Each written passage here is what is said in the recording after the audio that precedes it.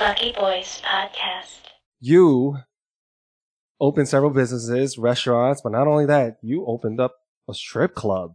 Well, I didn't open it. I knew the people who opened it. I helped them kind of start running it. Like originally I wasn't okay. So before this gets a little confusing. Yeah.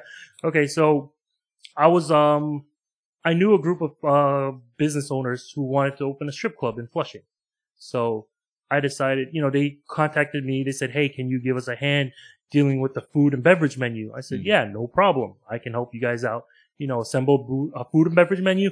Cause, people actually eat at strip clubs like that? Well, surprisingly, it's more like girls. Buffet, unlimited buffets. Is that a thing? Some places, but it's actually a lot of some of the guys come in, like during their lunch break, they'll have a beer. They're like, "Oh, I need a burger." You give them decent. Oh, you don't have to charge them a lot of money because the beer is like $8 to $10. Okay. So you're making money You're on the making beer. a lot of, or if they're not drinking, they buy a soda for $5 for 1 cup of soda. You charge it, you charge. Oh, they get the club prices. Yeah. You charge the food. You have the food just to, so they can have an excuse to come in also. Like, "Oh, I went in there because I really like the burger." That's true. I've heard that before. Yeah. Oh, they have the best steak. They have the best sausage. Yeah, exactly. They got the $6 steak special. It's so worth it to go. I'm like, yeah, bro, that's why. I'm going there for the $6 steak. I'm here for the food. Yeah, so they have the best Coronas there. Yeah. And so anybody, so they wanted a food and beverage menu, something simple where they have just one cook make everything, So I helped them with that. They hired a general manager. He was running the place. He was a little shifty. I told him like, "Yo, this guy's kind of shifty. You got to be careful, So like, okay, just stop by the club once in a while at night just to help us out, take a look what's going on." I said, "Okay, cool." So one night I go there. I asked where the general manager is. He's like, all the staff is being kind of evasive about where he is. Mm-hmm. And then like an hour later, he pops up out of nowhere, and his eyes are like gigantic. And I'm like, "Yo," and he's like super energetic. He's talking really fast, much faster than normal. He was on something? Yeah, I'm like, this guy's freaking coked out of his mind right now. Huh? And then I tell the owners, I'm like, "Hey man, this guy's like maybe not the guy you want to run this place. I know he's run strip clubs, but the 109, the local precinct already gave us some issues when we were opening and we had a meeting with them. Like, keep that shit clean. We don't want to stop over. We don't want to hear drugs going on, prostitution, things like anything, like anything they don't want to hear. Like, we'll let you guys open, but don't give us a reason to stop by." Mm-hmm. Right. So, I start talking to, security. And then the owner's security company comes up to me one day. He's like, "Hey man, we got to set up a meeting with the owners." I was like, "Set up a meeting." He said, "The general manager you guys hired is his buddy. He's letting his buddy walk through without being checked.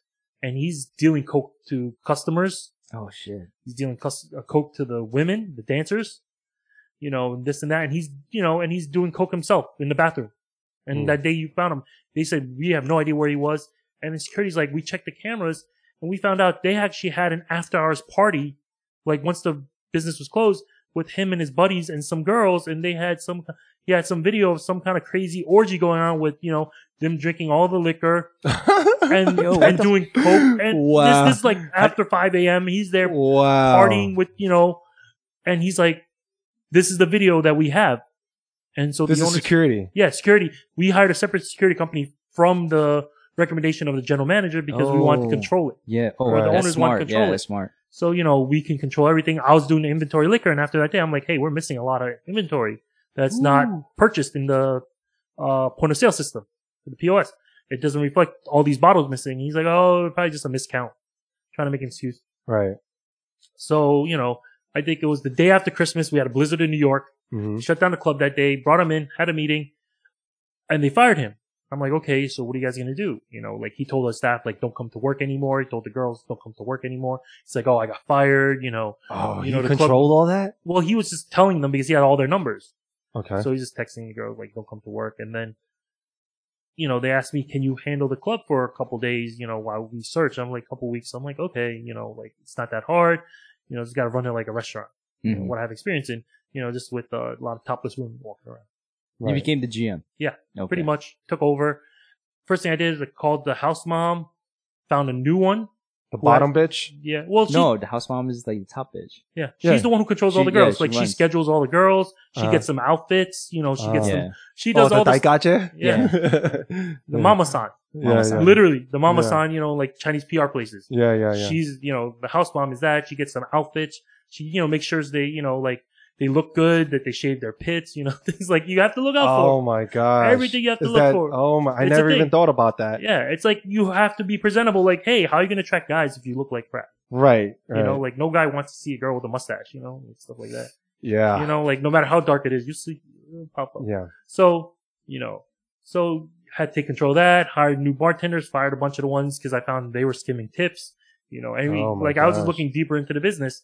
You know, like I wouldn't get coked up, so I just watch what's going on. Right. And after a month, I probably made a bunch of wholesale changes, kept some staff that were doing like, you know, what they're supposed to be doing, got rid of a bunch of staff that weren't doing what they're supposed to be doing or doing what Is they it weren't is supposed it to a really lucrative business?